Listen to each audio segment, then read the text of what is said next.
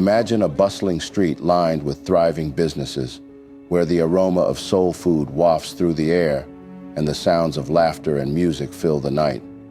This was the reality in places like Greenwood in Tulsa, Oklahoma, and Rosewood in Florida, communities that exemplified the American dream for Black citizens.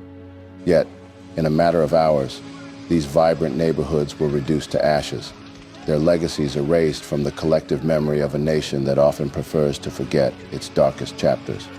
Regardless of the unrelenting sufferings and systemic segregation of Black Americans, the Blacks dared to dream and build. They built cities. These cities were not merely places of refuge. They were vibrant hubs of culture, commerce, and community, where Black Americans sought to carve out a life of dignity and autonomy in the aftermath of slavery. And to think that they've just started to live a life free from slavery and have begun building towns for themselves to exist comfortably in isolation, flourishing as they strived. Still, they were followed, haunted, and reduced again to nothingness. Their pursuit of prosperity was met with a relentless specter of hatred. The very act of thriving became a target for white mobs, whose envy and racism manifested in brutal attacks that sought to dismantle these burgeoning communities. Their resilience, met with violence, and their dreams shattered by those who could not bear to see them succeed. These cities, which were once beacons of hope and opportunity, were not merely victims of random acts of violence. They were targeted manifestations of systemic racism and economic envy, where the success of Black entrepreneurs and families threatened the status quo. As we delve into the soul-touching stories of these prosperous Black cities that were brought down by white mobs, we uncover not only the devastating impact of the extreme segregationist behavior which has wielded the American system since its founding, but we also uncover the indomitable spirit of resilience that has continued to inspire Black communities for generations. Thus, join us on a journey through history as we explore the rise, fall, and enduring legacy of these remarkable communities and reflect on the lessons they impart for our present and future. Before we go on, do not forget to support our efforts by hitting the thumb up button before you. Share video with as many as you can reach to keep spreading our eye-opening Black narrative, and kindly subscribe to stay tuned in for more informative updates ahead. Now let's get back on the road. According to past records, over 50 economically Black cities were gleefully destroyed without any form of consequence on the culprits. In most cases, the destruction was even carried out by a large population of the American authorities, armed with guns and clubs, which they have been aided with by the government to bring such tasks to materialization. We will be examining 10 cases of these once prosperous Black cities destroyed by white mobs, leading to their devastating end. 1. Sloum, Texas. Beginning on July 29, 1910, a white mob of hundreds killed Black residents in and around Sloum, a majority Black community near Palestine, Texas. The city used to be home to a thriving African-American community with several businesses and farms owned by Black residents. But sadly, they all went down the drain through the destructive violence of white mobs. According to some estimates, the mob killed as many as 200 Black people in the span of just 2 days. Hundreds more fled the area in the aftermath of the mass killing, forced to leave their homes, farms, and businesses behind. This is how it all started. Of a Black man in nearby Cherokee County sparked racial tensions in the Sloum area. Rumors had begun circulating the white community that Black residents had been meeting in Sloum to plan an armed rebellion. Racial tensions only intensified when a white man reportedly sought to collect a disputed debt from a well-respected Black farmer named Abe Wilson, and when a road construction foreman put an African American in charge of soliciting aid for road improvements. A confrontation erupted, enraging Jim Spurger, a local white farmer, who became the primary agitator of the conflict that led to the mass killing. It was reported that Spurger instigated the events by claiming that Blacks had threatened him. Driven by Spurger and other white vigilantes, an angry mob of heavily armed white men from all over Anderson County would begin roaming throughout Sloum in groups. According to reports, some 200 men had laid siege to the city, and they had begun firing guns on Black residents at will. African Americans fled as word spread from the survivors of the carnage. White mobs trailed fleeing blacks into the surrounding forests and marshes and shot at them in the back. Newspapers reported that the estimated death toll of black residents were 8 to 22 victims. Black community members provided a contrast to this report by stating that there was a minimum of 40 who had died and that it may have reached upwards of 200 victims. Anderson County Sheriff William H. Black stated at the time that it was challenging to obtain the death toll because black bodies had been scattered all over the woods. Many black residents fled the town during and after the mass killing, leaving behind real estate property and other assets to save their lives. White residents later seized their property. For instance, Jack Holly, a formerly enslaved man, lost his dairy, granary, general store, and 700 acres of land to white residents after he and his family fled the city. Number 2, Tulsa, Oklahoma. In the month of May, the 31st day, 1921, Tulsa, Oklahoma, became the site of a horrific mass, unaliving, that was shrouded in silence for decades. A white mob descended on the city's prosperous black enclave of Greenwood and proceeded to burn, loot, and kill until scores were dead and 35 city blocks were destroyed. Before the riot, Greenwood, a glistening city within a city, was home to grocery and retail stores, theaters, restaurants, and hotels. That is, all the businesses and services that would cater to black residents of a segregated state. Greenwood streets were lined with the stately mansions of doctors and business tycoons, as well as the more modest dwellings of domestic workers.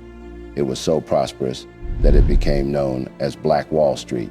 Even the white Tulsans talked about Greenwood as Little Africa or Niggerland, but all that was short-lived, as a white mob attacked, killing hundreds of black residents and burning down thousands of homes and businesses. The community got destroyed. This horrible occurrence began during Memorial Day weekend, after 19-year-old Dick Rowland, a black shoe shiner, was accused of assaulting Sarah Page, a white 21-year-old elevator operator in the nearby Drexel building. He was arrested, and rumors that he was to be were spread throughout the city, where a white man named Roy Belton had been the previous year. Upon hearing reports that a mob of hundreds of white men had gathered around the jail where Rowland was being held, a group of 75 black men, some armed, arrived at the jail to protect Rowland. The sheriff persuaded the group to leave the jail, assuring them that he had the situation under control. The most widely reported and corroborated inciting incident occurred as the group of black men left, when an elderly white man approached O.B. Mann, a black man, and demanded that he hand over his pistol. Mann refused, and the old man attempted to disarm him. A gunshot went off, and then, according to the sheriff's reports, all hell broke loose.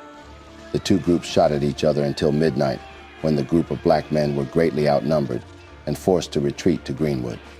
At the end of the exchange of gunfire, 12 people were dead, 10 whites and 2 blacks. News of the violence would spread throughout the city, and mob violence exploded in response. White rioters invaded Greenwood that night and the next morning, killing men, burning and looting stores and homes. Around noon on June 1st, the Oklahoma National Guard imposed martial law, ending the mass killing. The event is considered one of the worst incidents of racial violence in American history.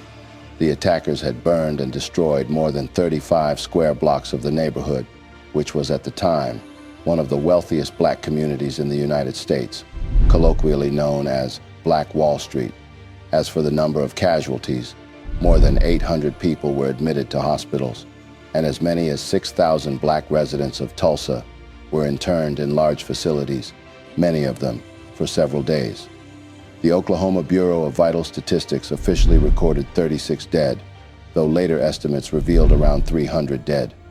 Devastatingly, about 10,000 black people were left homeless, and the cost of the property damage amounted to more than $1.5 million in real estate and $750,000 in personal property, equivalent to $39.66 million in 2024. By the end of 1922, most of the residents' homes had been rebuilt, but the city and real estate companies refused to compensate them. Many survivors left Tulsa, while residents who chose to stay in the city, regardless of race, largely kept silent about the terror, violence, and resulting losses for decades. The mass killing was largely omitted from local, state, and national histories for years. No whites were arrested. No reparations were made for the destruction of this thriving black community. The unpunished acts of violence emboldened local white supremacists, who during the following years swelled the local Ku Klux Klan's membership and marched openly down Tulsa's streets. Across America, the distrust that exists between law enforcement and black people and other minorities has much to do with the legacy of these numerous incidents of racial mass violence. Unfortunately, most of that history is ignored locally by many whites who attempt to silence the retelling of these horrific moments. Just as racialized violence has victimized many black communities, many white communities have fallen victim to a distorted view of American history that refuses to acknowledge the obvious. Racism has been a central tenet of American history. Number 3, Rosewood, Florida. The Rosewood mass killing was a racially motivated mass unaliving of black people and the destruction of a black town that took place during the first week of January 1923 in rural Levy County, Florida, United States. At least 6 black people were killed, but eyewitness accounts suggested a higher death toll of 27 to 150, with the addition of 2 white people killed in self-defense by one of the victims. Before the mass unalivings, the town of Rosewood had been a quiet, primarily black, self-sufficient whistle stop on the Seaboard Airline Railway. Initially, Rosewood had both black and white settlers, but when most of the cedar trees in the area had been cut by 1890, the pencil mills closed, and many white residents moved to Sumner. By 1900, the population in Rosewood had become predominantly black. The village of Sumner was predominantly white, and relations between the two communities were relatively amicable. 2 black families in Rosewood named Goins and Carrier were the most powerful. The Goins family brought the turpentine industry to the area and were in the years preceding the attacks the second largest landowners in Levy County. To avoid lawsuits from white competitors, the Goins brothers moved to Gainesville, and the population of Rosewood decreased slightly. The Carriers were also a large family, primarily working at logging in the region. As was common in the late 19th century, South Florida had imposed legal racial segregation under Jim Crow laws requiring separate black and white public facilities and transportation. Hence, black and white residents created their own community centers. By 1920, the residents of Rosewood were mostly self-sufficient. They had 3 churches, a school, a large Masonic hall, a turpentine mill, a sugarcane mill, a baseball team named the Rosewood Stars, and 2 general stores, one of which was white-owned. The village had about a dozen 2-story wooden plank homes, other small 2-room houses, and several small unoccupied plank farm and storage structures. Some families owned pianos, organs, and other symbols of middle-class prosperity. However, trouble began on January 4th, 1923, when white men from several nearby towns a black Rosewood resident because of accusations that a white woman in nearby Sumner had been assaulted by a black drifter. Dozens of armed whites descended on Rosewood, terrorizing the community, shooting several residents, and burning buildings. Fearing for their lives, some Rosewood residents hid in the nearby swamps, while others sought refuge in the home of John Wright, a local white businessman. Most Rosewood residents refused to fight the vigilantes, fearing the repercussions that were sure to follow, but Sylvester Carrier took up arms against the mob. Carrier was killed in a shootout, but not before killing 2 whites, and word of that act quickly spread to surrounding communities. Before one could say, "Jack," hundreds of whites joined the mob already in Rosewood, and acts of systematic violence against African Americans continued until January 7th. By the time the mob had dispersed, the town had been almost totally destroyed, with businesses, churches, and homes in ruins or burned to the ground. Surviving residents fled, with many settling in nearby Gainesville or moving to cities in the north. Although a grand jury was convened in February 1923, it found insufficient evidence to prosecute, and no one was charged with the crimes committed against the residents of Rosewood. Sadly, the community was never rebuilt. Though the incident received national attention at the time, it was largely forgotten until 1982, when Gary Moore, an investigative reporter for the St. Petersburg Times, persuaded survivors to tell their stories. The focus on the long-ago mass unalivings led to a bill passed by the Florida legislature in 1994, which provided $150,000 in compensation to the handful of surviving Rosewood victims for their property losses. To make a mark, the incident was dramatized in the film Rosewood, 1997, by director John Singleton. Nevertheless, survivors of Rosewood remember it as a happy place. In 1995, survivor Robbie Morton recalled at age 79 that when she was a child there, that Rosewood was a town where everyone's house was painted. There were roses everywhere you walked. Number 4, East Street, Louis, Illinois. In 1917, the United States had an active economy, boosted by World War I. Many would-be workers were drafted or enlisted into military service, creating a shortage of labor for industrial employers in major cities, which had long been destinations for European immigrants. Concurrently, African Americans began the Great Migration from the rural southern United States to seek better work and education in the North, as well as to escape from and the second-class status of the Jim Crow era. Labor agencies recruited some workers for specific jobs, especially as strikebreakers, but labor demand was sufficient that migrants moved on their own, having heard about the new employment opportunities created by the wartime economy. The neighboring communities of St. Louis, Missouri, and East St. Louis, Illinois, both became destinations for Southern migrants. During the spring of 1917, Black people were arriving in St. Louis at the rate of 2,000 per week. When industries became embroiled in labor strikes, the traditionally white unions often sought to strengthen their bargaining positions by hindering or excluding Black workers. Conversely, industry owners hired Black people as replacements or strikebreakers, deepening existing segregation and interracial hostility. In the summer of 1916, 2,500 white employees of the meatpacking industry near East St. Louis went on strike for higher wages, and the companies imported Black workers as strikebreakers to replace them. Ultimately, the workers won a wage increase, but the companies retained nearly 800 Black people, firing as many white people after the strike. This, however, worsened the growing racial tension. In the spring of 1917, the mostly white workers of the aluminum ore company in East St. Louis voted to strike. The company recruited hundreds of Black workers to replace them. Tensions between the groups escalated. At a labor meeting held in City Hall on May 28th, and made up mostly of white workers, rumors circulated of Black men fraternizing with white women. Following the May 28th meeting, some 1,000 to 3,000 white men marched into downtown East St. Louis and began attacking African Americans on the street and in streetcars and burning some buildings. Illinois Governor Frank Orrin Loudon called in the National Guard to suppress the violence. Although rumors circulated that Blacks were planning retaliatory attacks, conditions eased somewhat for a few weeks. Following the May disorder, the East Street Louis Central Labor Council requested an investigation by the State Council of Defense. Its report said that Southern Negroes were misled by false advertisements and unscrupulous employment agents to come to East St. Louis in such numbers under false pretenses of secure jobs and decent living quarters.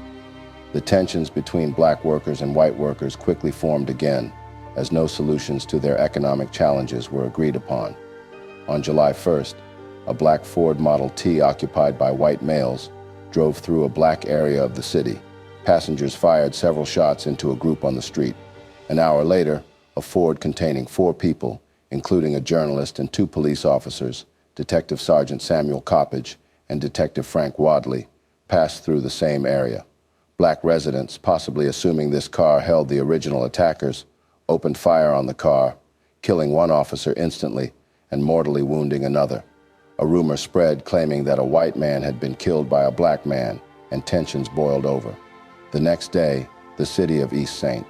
Louis exploded in the worst racial rioting the country had ever seen. Most of the violence were drive-by shootings, beatings, and arson, targeted at the African American community. To be more detailed, the mob beat and shot Blacks on the street indiscriminately, including women and children.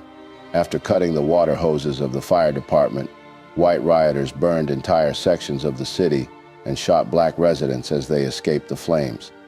claiming that Southern Negroes deserved a genuine lynching. Some whites hanged several blacks. The riots raged for nearly a week, leaving 9 whites and hundreds of African Americans dead. In addition, the riots caused more than $400,000 property damage and prompted 6,000 African Americans, which was more than half of East St. Louis's African American population, to flee the city. The following day, on July 3, 1917, a reporter from the St. Louis Post-Dispatch wrote, "For an hour and a half last evening, I saw the mass killing of helpless Negroes at Broadway and 4th Street in downtown East St. Louis, where black skin was a death warrant." In the aftermath of the rioting, the East St. Louis Chamber of Commerce called for the resignation of the local police chief because officers were ordered not to shoot the white rioters, and they were unable to suppress the violence and the destruction. As a result of the riots, a number of black people left the city permanently. Black enrollment in public schools in the area had dropped by 35% by the time schools opened in the fall. However, the carnage was all the more shocking because it occurred only shortly after America's entry into World War I. According to historian Winston James, you have black troops going off to fight to make the world safe for democracy. In April and in July, you have black people being murdered in the most wanton and barbaric manner in East St. Louis, children being thrown back into flaming houses, people being boarded up in their houses before they're torched so that they couldn't escape. So even by American standards, East Street, Louis was a horror. Also, at the end of a July 8th meeting in Harlem to discuss the violence, Marcus Garvey, who recently returned from a year-long speaking tour of the country, was asked to say a few words. The crowd stood breathless as Garvey thundered condemnation. "Millions of our people in slavery gave their lives that America might live. From the labors of these people, the country grew in power, until her wealth today is computed above that of any 2 nations. With all the service that the Negro gave, he is still a despised creature in the eyes of white people. For if he were not to them despised, the whites of this country would never allow such outrages as the East St. Louis mass killing. This is a mass killing that will go down in history as one of the bloodiest outrages against mankind for which any class of people could be held guilty," he said. At the end of July, some 10,000 black citizens marched in silent protest in New York City in condemnation of the riot. Number 5, Detroit, Michigan. In the summer of 1919, African Americans were actively challenging the racial status quo. Many communities began implementing strategies to improve their opportunities to achieve equality with white Americans. This was especially true in Chicago, where established African Americans and recent Southern migrants worked to improve their community, sometimes in agreement and at other times in differing ways.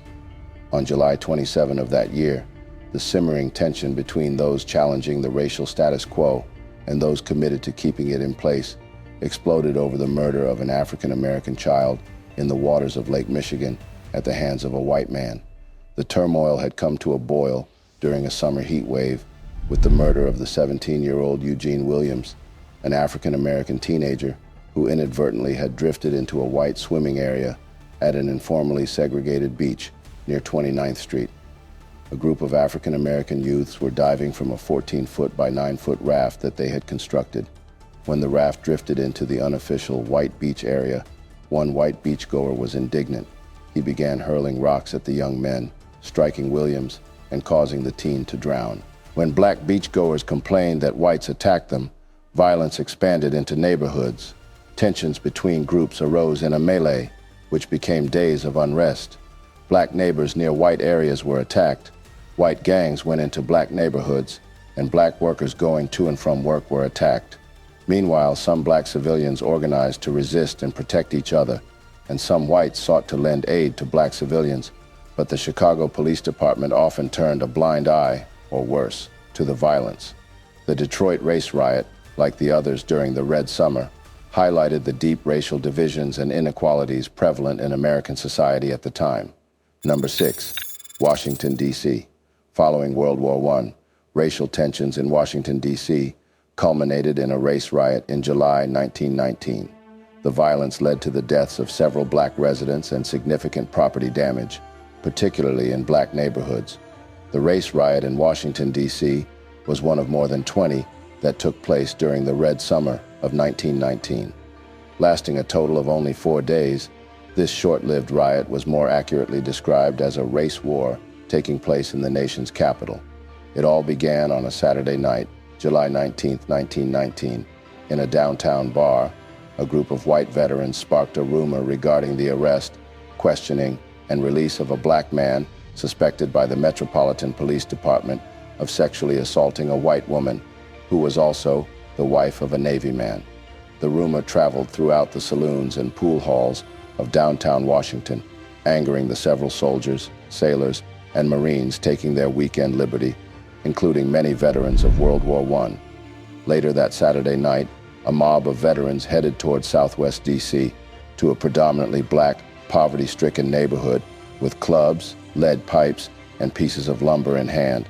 The veterans brutally beat all African Americans they encountered. African Americans were seized from their cars and from sidewalks and beaten without reason or mercy by white veterans still in uniform, drawing little to no police attention. On Sunday, July 20th, the violence continued to grow, in part because the 700-member Metropolitan Police Department failed to intervene. African Americans continued to face brutal beatings in the streets of Washington, at the Center Market on 7th Street Northwest, and even in front of the White House. By the late hours of Sunday night, July 20th, the African American community began to fight back. They armed themselves and attacked whites who entered their neighborhoods. Both black and white men fired bullets at each other from moving vehicles. At the end of the night, 10 whites and 5 blacks were either killed or severely wounded.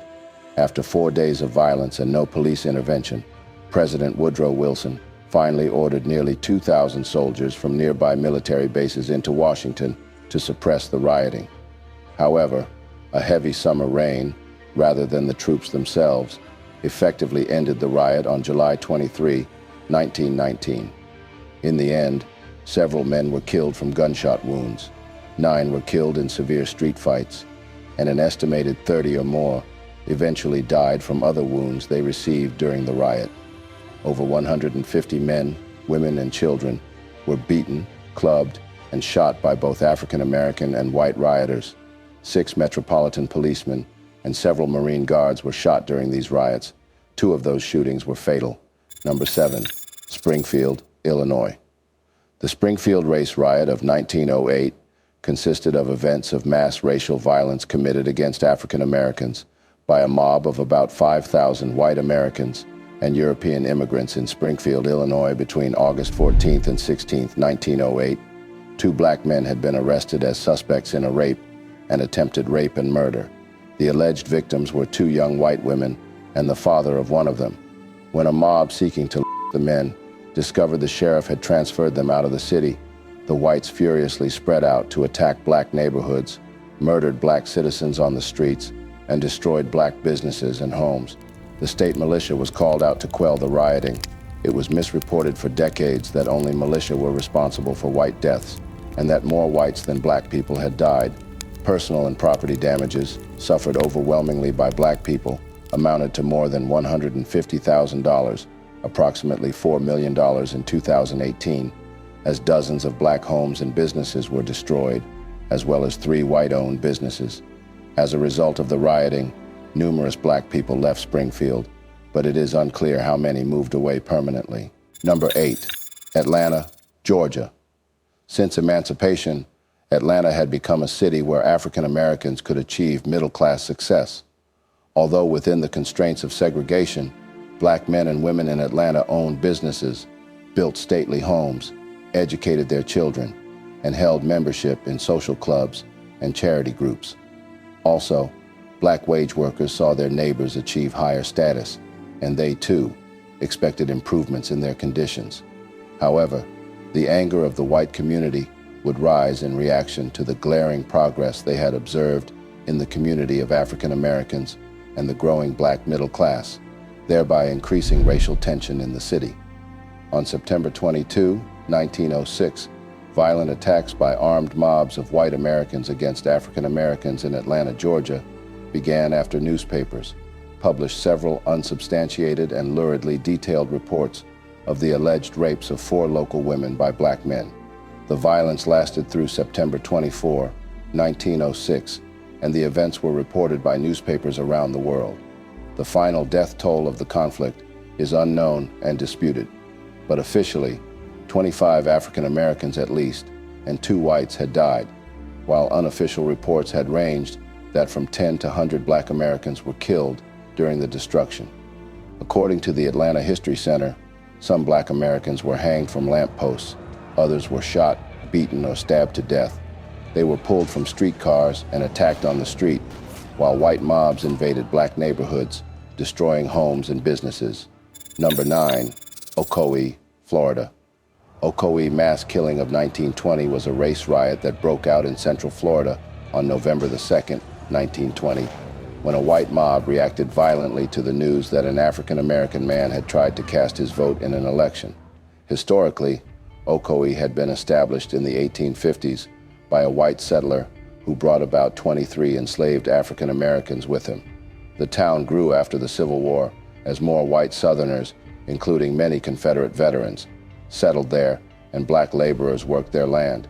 Eventually, African Americans were able to buy property in the town, and by 1920 the census indicated that Okoi had a population of 815 people, including 257 Black residents. More than a third of the Black Okoians owned their homes. At the national level, a second iteration of the Ku Klux Klan had been established in 1915, as the original organization had dispersed in the 1870s. Racial violence was especially rampant in the years immediately following World War I, from 1914 to 18, as many whites felt threatened by the newly emboldened Black veterans who sought to exercise their voting rights. In Okoi, the Klan began threatening the Black community 3 weeks before the 1920 election, claiming that not a single Negro would be permitted to vote. Moreover, the Florida Klan's Grand Master sent a letter to 2 local Republican officials threatening to retaliate if Black and white officials continued instructing local African Americans on how to cast ballots and pay poll taxes. "We shall always enjoy white supremacy in this country," the letter read, "and he who interferes must face the consequences." Election workers in Okoi also devised a plan to suppress the Black vote. They were to challenge every African American who tried to cast a ballot. On election day, Black would-be voters were told they needed to appear before a notary public, but the notary was away on a fishing trip. Still, some Black residents would try to exercise their constitutional right to vote, see 15th Amendment, and the scene was thus set for the violence that ensued. Tensions came to a head when Mose Norman, the owner of a citrus grove, attempted to cast his ballot on election day. Although the exact details have been lost to history, it seems that Norman was initially turned away at the polls, but later returned to take the names of the men who were suppressing his vote. Some accounts say that he brought a shotgun with him. Norman was again driven away, this time with gunfire and fury. The riot, which scholar Paul Ortiz has called the bloodiest election in modern American history, began as a mob later went to the home of July Perry, a Black community leader who had been involved in a voter registration drive in the run-up to the election, where they expected to find Norman. When the mob broke down the front door, gunshots erupted, perhaps from Perry's daughter or someone else inside, or perhaps from within the crowd, and 2 white men were killed. The Perry house was set on fire. The mob regrouped and called for reinforcements, and 50 carloads of men from Orlando came over. They surrounded the Black neighborhood in northern Okoi and laid siege to it.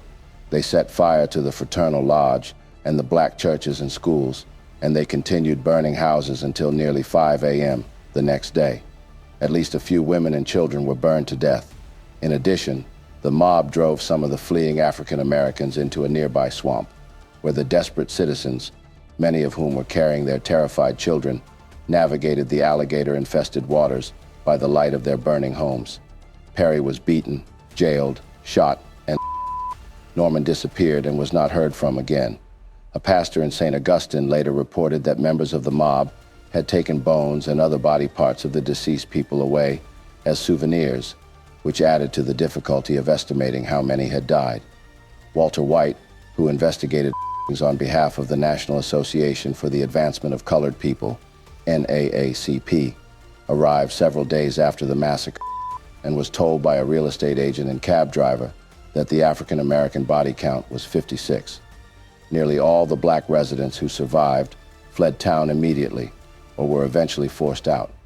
Besides perpetrating this mass killing, the mob touched at least 24 houses, along with black churches and other buildings. White found that many of the local whites were thrilled about what had happened. The United Confederate Veterans changed the timing of their convention in Orlando so the attendees could visit Okoi and witness firsthand the victory for white supremacy. No one was ever prosecuted for the violence, murder, and arson. 10. Elaine, Arkansas. According to the Encyclopedia of Arkansas, the Elaine mass killing was by far the deadliest racial confrontation in Arkansas history, and possibly the bloodiest racial conflict in the history of the United States. Shortly after the First World War, many black servicemen returned home, determined to exercise their rights and demand greater freedoms. Despite this resolve, they returned only to find a nation still segregated by race, a Red Scare, and labor strife. Many found little opportunity for employment beyond low-wage, back-breaking work, such as sharecropping. Attempts made in the past to organize sharecroppers often led to violent confrontations, since it was often viewed as a direct challenge to the system of Jim Crow servitude in southern plantations. However, on September 30th, 1919, a group of nearly 100 black sharecroppers was holding a union meeting in a small church in Hoop Spur, a tiny hamlet near Elaine, Arkansas. The group, members of the Progressive Household Union of America, was determined to secure a fair settlement from the planters for the yearly cotton crop. Local planters became alarmed when they heard of the union and began circulating rumors that the union intended to murder whites and take their land. The events that followed are disputed. However, what is known is that within a few short minutes, a shootout ensued between participants of the meeting and deputies. One officer, W.H. Adkins, was killed, while another was critically injured. The story of the incident spread throughout the region, and when a posse was dispatched to arrest those involved, what followed was one of the largest and most vicious race riots in American history, leaving hundreds of people maimed, beaten, and murdered. Armed whites throughout the neighboring counties and states soon arrived to join in the growing mob. It is estimated that the mob grew anywhere from 600 to 1,000 in number. The white population went on a rampage against the black citizens, most of whom played no part in the union organizing. Men, women, and children were attacked, beaten, killed, and ears and toes of dead African Americans were severed for souvenirs, while their bodies were dragged through the streets. For 3 days, blacks lived in fear of their white counterparts, staying hidden in the nearby sugarcane groves, except for those with military service who defended themselves against the roving mobs. On October 2nd, the governor brought in federal troops to disarm those involved and restore order.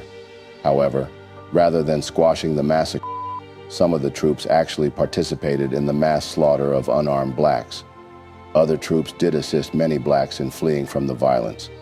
At the end, the estimated death toll among blacks ranged from the official total of 26 to several reports of roughly 856. In fact, it is likely that as many as 200 African Americans lost their lives. 5 whites were killed. In addition, 285 black men were arrested, along with only one white person, the union attorney's son. Days later, city officials issued a report stating that no riot or mob violence occurred. In fact, the report stated an insurrection of blacks was put down within the boundaries of the law. Less than a month later, a grand jury indicted 122 African Americans with second-degree murder and night riding. The only white man threatened with possible prosecution was the union attorney's son, who was also working for the union. In total, 65 of those arrested were sentenced, with 12 of them sentenced to death. Later, it was reported that many of those arrested were tortured into confessing various crimes. It took 6 years and a series of retrials and appeals before those convicted to die were finally released. To this day, the complete story surrounding the events known as the Elaine Massacre is still unclear. But as blurred as the facts may be, it is transparent that much of the conflict was guided by racial intolerance. It was fueled by the fear that those who are viewed as inferior might demand to be counted and respected for the work they do. In conclusion, the history of prosperous black cities that were tragically dismantled by white mobs exemplifies the resilience and ingenuity of black communities and clearly opens our eyes to the destructive power of racial violence and systemic oppression. Cities like Tulsa, Oklahoma, and Rosewood, Florida, once thrived as vibrant centers of black entrepreneurship, culture, and community. Their destruction not only robbed individuals of their livelihoods and homes, but also erased the rich legacies and contributions of black Americans to American society. It also had lasting impacts on black communities and their economic development. Hence, the legacy of these attacks continues to be felt today, as many of these communities were never able to fully recover. That brings us to the end of yet another interesting video segment. Did you happen to learn a thing or two? Share your thoughts with us in the comment section below. We are always delighted to pick from your thoughts. Also, support our works by hitting that like button in front of you. Share with your families and friends to keep spreading our eye-opening black narrative, and kindly subscribe to stay tuned in always. Thank you for watching.